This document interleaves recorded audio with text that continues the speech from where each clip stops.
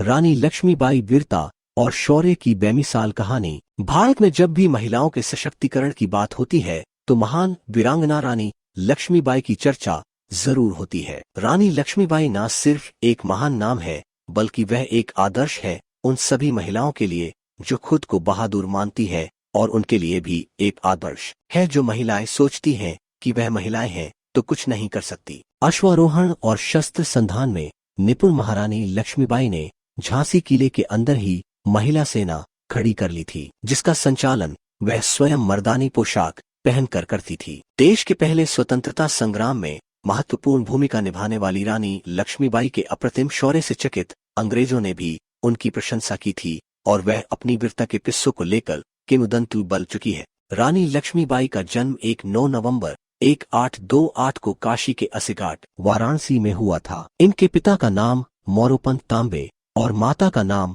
Bhagirathi by था। इनका बचपन का नाम मणिकर्णिका रखा गया, परंतु प्यार से मणिकर्णिका को मनु पुकारा जाता था। मनु जब मात्र 4 साल की थी तब उनकी मां का निधन हो गया। पत्नी के निधन के बाद मोरोपंत मनु को लेकर झांसी चले गए। रानी लक्ष्मीबाई का बचपन उनके नाना के घर में बीता, जहां वह छबीली कहकर पुकारी जाती थी। जब उनकी उम्र 1-2 साल की थी तभी उनकी शादी झांसी के राजा गंगाधर राव के साथ कर दी गई। उनकी शादी के बाद झांसी की आर्थिक स्थिति में अप्रत्याशित सुधार हुआ। इसके बाद मनु का नाम लक्ष्मीबाई रखा गया। उनके पति राजा गंगाधर राव यह सब देखकर प्रसन्न रहते। कुछ समय बाद रानी लक्ष्मीबाई ने एक पुत्र को जन्म दिया, पर कुछ ही महीने बाद बालक की मृत्यु हो गई। पुत्र वियोग के आघात से दुखी राजा ने 21 नवंबर 1853 को प्राण त्याग दिए। झांसी शोक में डूब गई। अंग्रेजों ने अपनी कुटिल नीति के चलते झांसी पर चढ़ाई कर दी। रानी ने तोपों से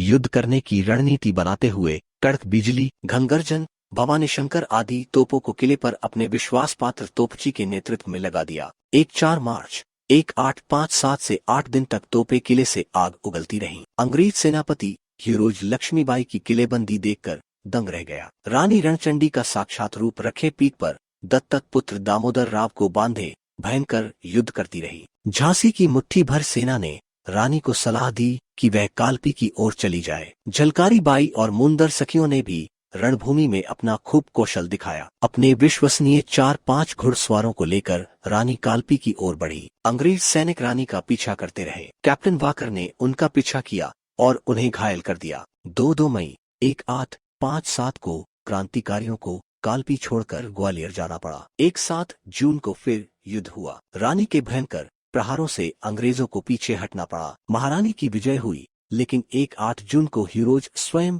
युद्ध भूमि में आ डटा। अंतिम जंग का दृश्य रानी लक्ष्मीबाई ने दामोदर राव को रामचंद्र देशमुख को सौंप दिया। सोनरेखा नाले को रानी का घोड़ा पार नहीं कर सका। वहीं एक सैनिक ने पीछे से रानी पर तलवार से ऐसा जोरदार प्रहार किया कि उनके सिर का दाहिना भाग कट गया और आंख बाहर निकल आई। घायल होते हुए भी उन्होंने उस अंग्रेज सैनिक का काम तमाम कर दिया और फिर अपने प्राण त्याग दिए। 8 जून 1857 को बाबा गंगादास की कुटिया में, जहां इस वीर महारानी ने प्राणांत किया, वहीं चिता बनाकर उनका अंतिम संस्कार किया गया। रानी लक्ष्मीबाई ने कम उम्र में ही साबित कर दिया कि वह न सिर्फ बेहतरीन सेनापति है बल्कि कुशल प्रशासक भी है। वह महिलाओं को अधिकार संपन्न बनाने की भी पक्षधर थी। उन्होंने अपनी सेना में महिलाओं की भर्ती की थी। आज कुछ लोग जो खुद को महिला सशक्तिकरण का अगुवा बताते हैं, वह भी स्त्रियों को सेना आदि में भेजने के खिलाफ हैं, पर इन सब के लिए रानी लक्ष्मीबाई एक उदाहरण है कि अगर महिला चाहे तो कोई भी मुकाम हासिल कर सकती है।